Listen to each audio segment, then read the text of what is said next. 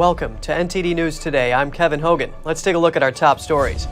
A new Twitter Files thread takes a deeper dive into how the FBI pushed Twitter executives to greater action, this against so-called propaganda from foreign actors.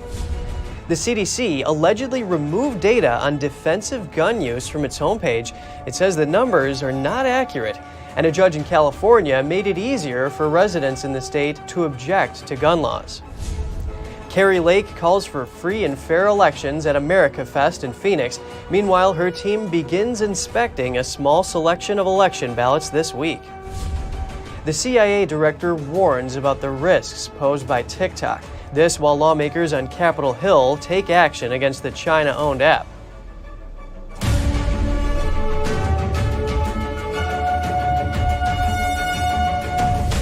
Internal Twitter records show the FBI questioned Twitter on state propaganda. That's what the latest installment of the Twitter Files, published yesterday evening, reveals. NTD's Daniel Monahan has the story. The supplemental thread to Part 6 of the Twitter Files sheds light on documented exchanges between the FBI and Twitter discussing the topic of foreign state actors on the social media platform. Taibbi wrote that FBI agent Elvis Chan contacted Twitter's Yoel Roth in July of 2020. He told Yoel to expect written questions from the Foreign Influence Task Force, which deals with cyber threats. According to Taibbi, the FBI sent Twitter a set of follow-up questions after Twitter's June 20th briefing to DHS and the FBI on election security. Twitter testified then that it had not observed much recent activity from official propaganda actors on the platform. Agent Chan wrote that there was a lot of discussion within the U.S. intelligence community to get clarifications from Twitter. Taibbi wrote that the task force demanded to know how Twitter came to its unpopular conclusion on official propaganda actors. Roth then received the questions, which Taibbi says oddly included a bibliography of public sources, including a Wall Street Journal article attesting to the prevalence of foreign threats. Roth complained that he was, quote, frankly perplexed by the requests here, which seem more like something we'd get from a congressional committee than the Bureau. Roth added that he was not comfortable with the Bureau and, by extension, the intelligence community demanding written answers. However, Roth later told his colleagues that the questioning was flawed because they had been clear that official state propaganda was definitely a thing at Twitter. Roth suggested they get on the phone with Elvis ASAP and try to straighten this out to clear up any notion that state propaganda is not a thing at Twitter. The FBI commented last week that it regularly engages with private sector entities to provide information on any subversive, undeclared, covert, or criminal activities of foreign malign influence actors. Taibbi says that may be true, but they haven't seen that in the documents yet. He says they've mostly seen requests for moderation involving low-follower accounts belonging to ordinary Americans. Daniel Monahan, NTD News. Now we get some analysis on the revelations from the so-called Twitter Files. The latest tranche of documents provides further evidence of collusion between the federal government via the FBI and big tech to censor Americans. We'll hear from a former member of the Bureau. Joining us now is Mark Ruskin, a retired FBI special agent with over 20 years of experience working in undercover operations. He's also the author of the book, The Pretender, My Life Undercover for the FBI, and former assistant district attorney in Brooklyn, New York. Great having you back on the show, Mark. Good morning, Kevin. Thank you for inviting me. Twitter records show that the FBI questioned the company on state propaganda. What is your reaction to this to start? Well, the government is barred by the First Amendment from interfering with the expression of speech, particularly controversial speech, or that's at least what the intention of the framers was. The government is also barred from using agents as intermediaries to accomplish the same goals. So if the government cannot control speech, they certainly cannot have an intermediary in the form of Twitter or Facebook or another social media giant. They certainly can't have them act in their place as their agent and perform these barred activities. It's interesting how this relates to First Amendment concerns. Now, these revealed files raise concerns about the FBI probing Twitter's views about how state actors use the platform. Who are these state actors, and why is this a concern? Well, it's a concern in that it appears that there was an attempt, more than an attempt, an actual proceedings to circumvent the limitations imposed by the First Amendment. So if speech is controversial or is not speech that the government wants to allow to be propagated, then it can't bar it. It certainly can't have someone bar it in its place. So you have here actors acting on behalf of the state, essentially. It's not unusual for private industry to help the FBI in the execution of investigations, that they're legitimate investigations which are predicated on probable cause. What's happened here, though, apparently, is it was in the other direction. Rather than asking for information, rather than the FBI asking for information and assistance from the private sector, it was going the other direction. It was the government, the FBI, and the Department of Homeland Security, essentially asking these private entities to act on their behalf, and saying, providing the names and handles, user account names of these individuals that they wanted examined and whose speech they wanted essentially to limit, and whose ideas they wanted to prevent from being disseminated to the general public. And I see what you mean, Mark, how these directives and these flow of information was switched in this case. The new Twitter files show that the FBI was flagging accounts for the platform to target. What is the precedent for this kind of coordination between this federal agency and a social media company? Well, the precedent is that there is no precedent. I mean, in a tyranny, you have the government trying to prevent the expression of ideas, not in a democratic republic. So essentially, there is no precedent. What has happened needs to be really called out. First of all, an agency like the FBI needs to, and the Homeland Security, they need to avoid even the appearance of impropriety. And here you certainly have more than just the appearance of impropriety. And there's a need, I would suggest, for congressional investigations, for an investigation by the Department of Justice Office of the Inspector General, and perhaps this is the kind of situation that calls for the appointment of a special counsel. I mean, there have been a lot of special counsels appointed in the last few years, some arguably not as necessary as others. This cries out for a special counsel. Looks like there's definitely still some more work that needs to be done here. And as you mentioned, it's unprecedented. Mark Ruskin, a retired FBI special agent, thank you so much for your time. Thank you, Kevin, for having me. Expectations are building that Elon Musk could step down as CEO of Twitter. In a poll he posted on his own Twitter account and promised to abide by, the majority voted yes to his departure. Musk launched the poll on Sunday. The final tally shows over 42% saying no and over 57% voting yes for Musk to leave the role. Podcast host Lex Friedman nominated himself as a replacement. Professor of psychology and public speaker Jordan Peterson threw in his support. Last month, Musk told a Delaware court that he would reduce his time at Twitter and eventually find someone else to take over as its chief. But Musk also recently commented, "No one wants the job who can actually keep Twitter alive. There is no successor." On Sunday, Twitter updated its policy to limit accounts from promoting other social media, including content that contains links or usernames for rival platforms like Facebook and Truth Social. But after quick backlash, Musk decided to relax the new rule.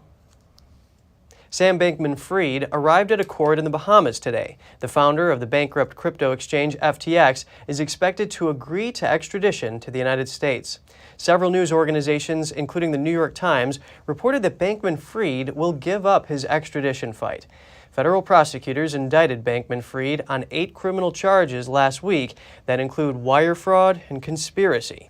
He's accused of misusing investors' funds, and if convicted, the 30-year-old could spend the rest of his life behind bars. 2 buses carrying illegal immigrants from the southern border arrived in New York City yesterday, and more may be on the way. New York City Mayor Eric Adams warned the city may cut public services to deal with the expected influx of illegal immigration once Title 42 expires. Officials say that in the past several months, the city has received tens of thousands of people who illegally cross the border. Following a lengthy court battle, the court ruled last week that Title 42, a COVID-19 rule invoked under the Trump administration in early 2020, could expire on Wednesday unless the U.S. Supreme Court intervenes.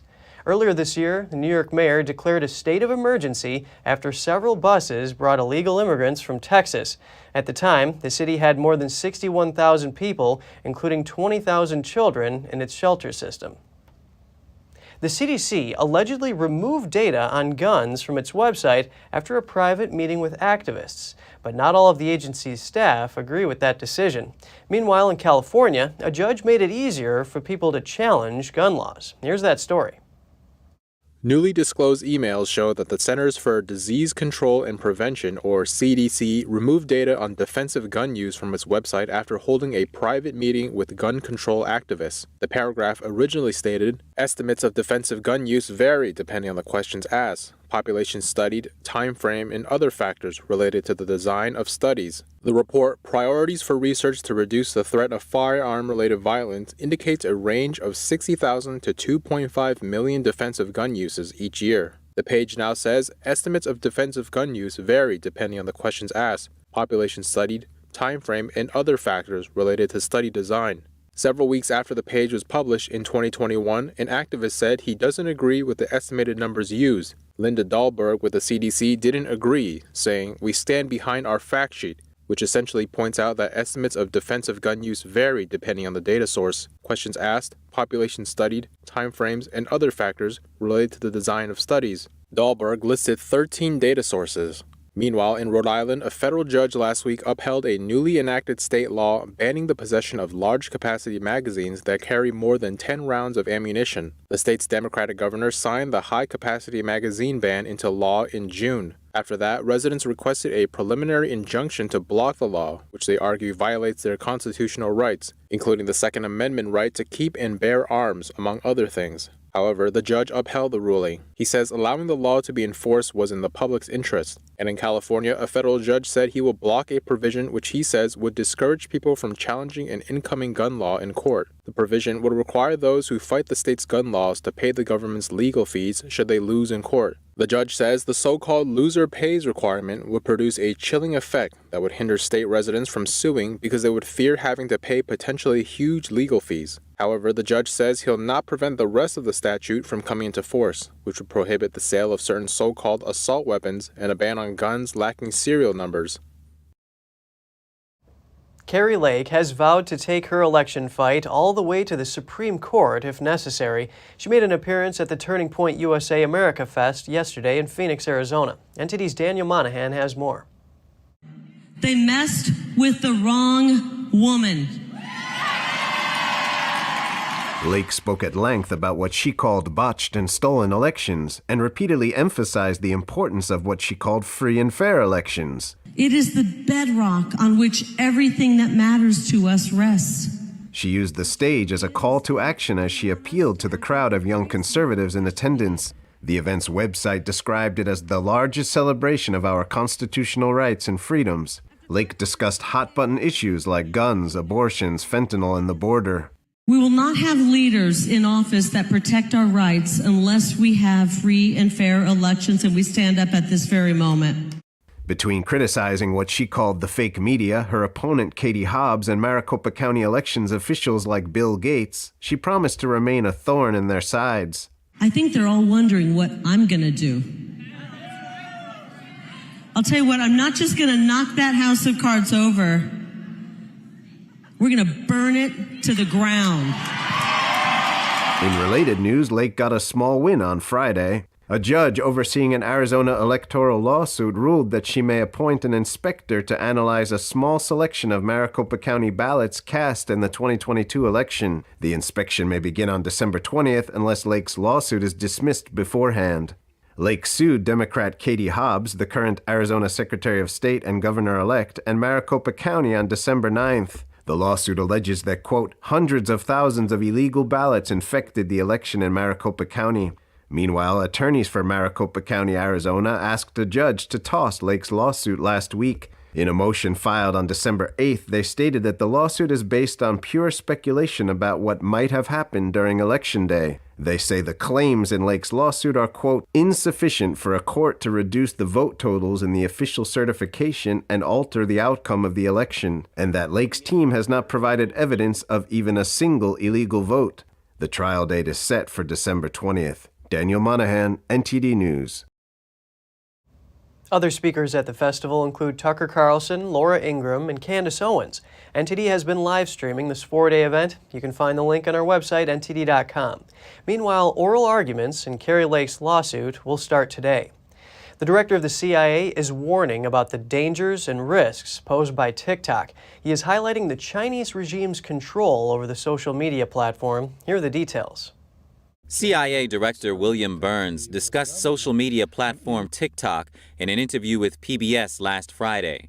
Burns said he agrees with FBI Director Christopher Wray's assessment that TikTok is a threat to national security. I think it's a genuine concern, for the U.S. government, in the sense that because the parent company of TikTok is a Chinese company, the Chinese government is able to, insist upon extracting the private data of a lot of TikTok users in this country, and also to shape the content of what goes on to TikTok as well to suit the interests of the Chinese leadership. I think those are real challenges and a source of real concern. Many federal agencies have already banned TikTok from government-owned devices. These agencies include the White House, the Pentagon, the Department of Homeland Security, and the State Department. As you know, some American lawmakers want to ban TikTok. Do you think that's a good idea? Well, in my role, this is where blessedly is an intelligence role. I'm not going to offer judgments on those kind of policy or legislative decisions. What I would underscore, though, is that it's genuinely troubling to see, what the Chinese government could do to manipulate TikTok. Burns has this recommendation for people using the app. And what would you recommend people tell their children or their young friends about whether to use TikTok? No, I'd be really careful. Last week, the Senate passed a bill to bar all federal employees from using TikTok, and House Speaker Nancy Pelosi also supports the move. A spokesperson for Pelosi said that she supported appending it to a government funding bill. The bill is set to go to the House floor this week. If the House approves the TikTok provision, the Senate would have to add a similar ban to its version of the spending bill. That's before the bill could go on to President Biden for signature. And still to come, a winter storm is set to hit much of the country right before Christmas. Expect snow, rain, and strong wind. Find out which day has the worst travel outlook. And the cost of winter heating has risen across the U.S., and there is concern that prices could stay high. More in just a moment here on NTD News Today.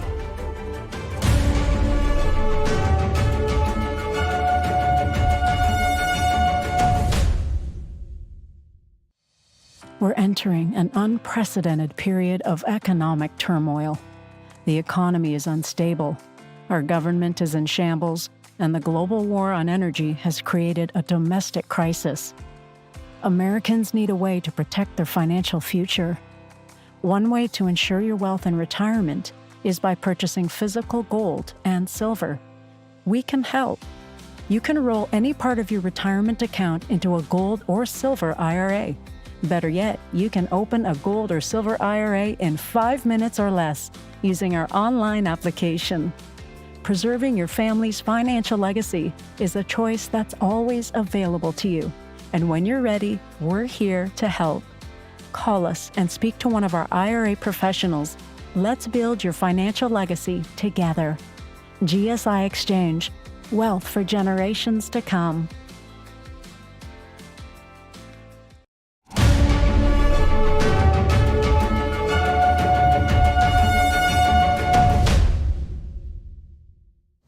Welcome back. Nearly a dozen people were seriously injured when a flight from Phoenix to Hawaii was rocked by severe turbulence in the air about 30 minutes outside Honolulu. Honolulu Emergency Medical Services says 11 people on the Hawaiian Airlines flight were taken to the emergency room in serious condition, and 9 others were transported in stable condition. Responders treated 36 people in all. The youngest was 14 months old. The agency said the wounds included a serious head injury, lacerations, bruising, and loss of consciousness. The flight carried nearly 280 passengers and 10 crew members. The Hawaiian Airlines chief operating officer praised the aircraft's crew, including 3 who were injured. He added that there is a lot of unstable air in the flight path currently. A meteorologist with the National Weather Service in Honolulu confirmed there was a thunderstorm advisory in the flight path of the plane. We may all have to be a little extra careful traveling this week. Be prepared for freezing temperatures and disruptions. A major winter storm is slated to hit much of the U.S. The National Weather Service said on Sunday, quote, "A major storm system is forecast to impact much of the nation leading up to Christmas Eve." The federal agency added that the storm will bring widespread gusty winds, areas of heavy rain and heavy snow, as well as bitter cold in its wake. Other forecasters put out similar messages and warnings. Fox Weather said the storm could last into Christmas weekend.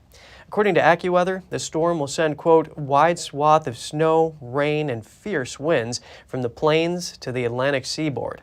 The forecaster says that for much of the mid-Atlantic and northeastern states, the travel outlook on Thursday, December 22nd, is poor. The cold weather across the country is also hitting heating bills. Some heating costs have soared again this winter. Households paying a lot more this year to guard against winter's chill.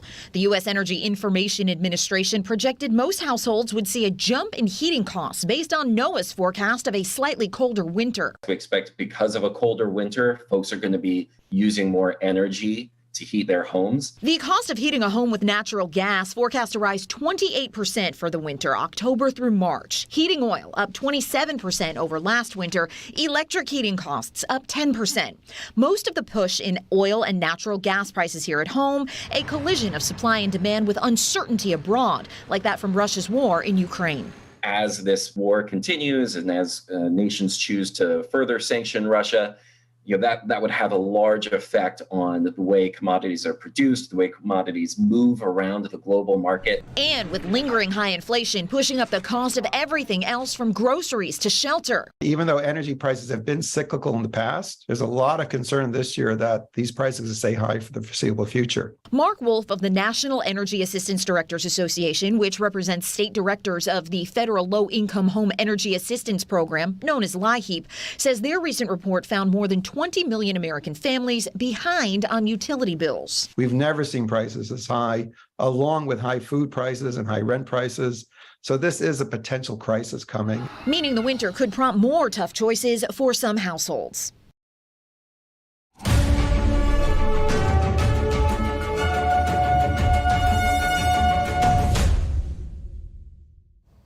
The big winner of the World Cup, Argentina. It's the nation's third ever win.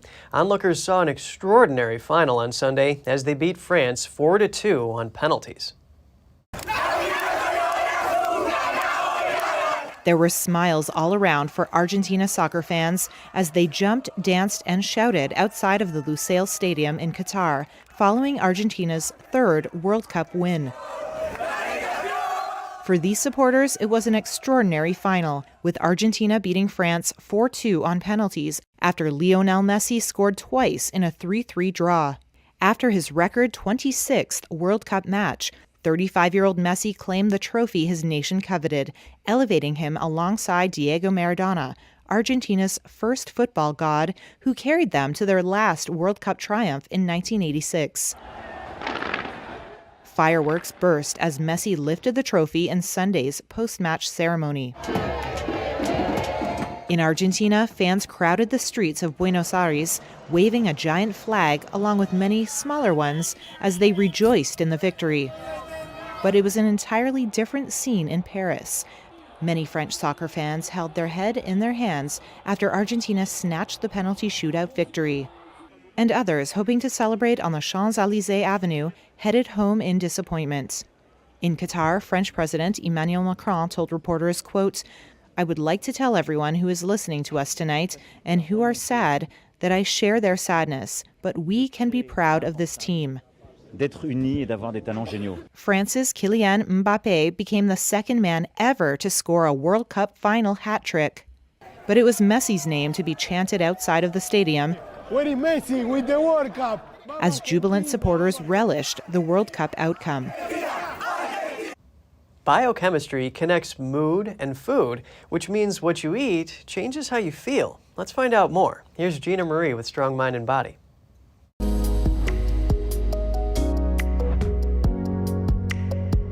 Depression is a common mental health issue. It can't be cured through diet, but certain foods can help in managing symptoms. Research suggests that what a person eats can affect mental health. A recent study was published in BMC Medicine. It showed that people with depression experienced improved mood when they ate a healthier diet. This healthy diet encouraged eating whole foods. It discouraged refined foods, fried foods, and sweet treats. So what foods can help to relieve symptoms? Let's start with dark leafy greens. Dark leafy greens are nutrient-rich inflammation fighters. Spinach, Swiss chard, and kale are examples. Leafy greens contain plenty of vitamins A, C, E, and K, as well as minerals and phytochemicals. Next on the list is avocados. The avocado contains healthy fat in the form of oleic acid. It is considered good for the brain. The average avocado also has 4 grams of protein. It's also filled with different kinds of vitamin B, vitamin C, and E12. Next on the list is berries. An anti-depression diet includes blueberries, raspberries, blackberries, and strawberries because they are full of antioxidants. And finally, mushrooms. Mushrooms oppose insulin, lowering blood sugar levels and evening out mood. They also act like a probiotic to promote a healthy gut. Nerve cells in our gut make most of the serotonin in our body.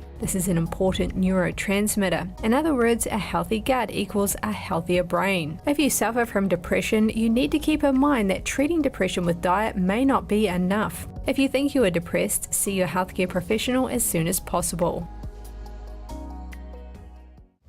We turn to 3 stories about animals. First, a big event at the Houston Zoo. Orangutan Rudy Valentino is celebrating his 45th birthday. Keepers say he has outlived all other male orangutans in North American zoos. Rudy has been at the Houston Zoo since 1978. There, another female orangutan has lived much longer at 50 years old. Orangutans are considered a critically endangered species of great apes. In the wild, they are only found on the Southeast Asian islands of Borneo and Sumatra.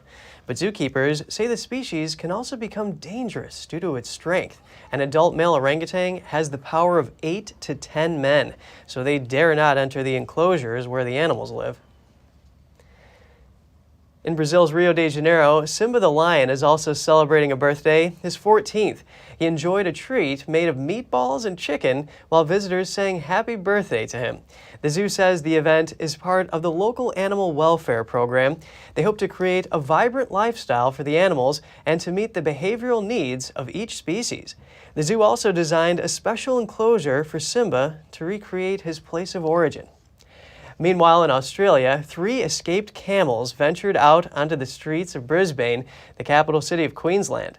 The animals were part of a nativity play at a community church. They opened the gates of their fences and escaped to roam several suburbs of the city. After some minor traffic disruptions, the animals were caught grazing on the roadside and brought safely to their owners. That's all for today's program. We're really glad to have you with us. I'm Kevin Hogan, NTD News, New York City.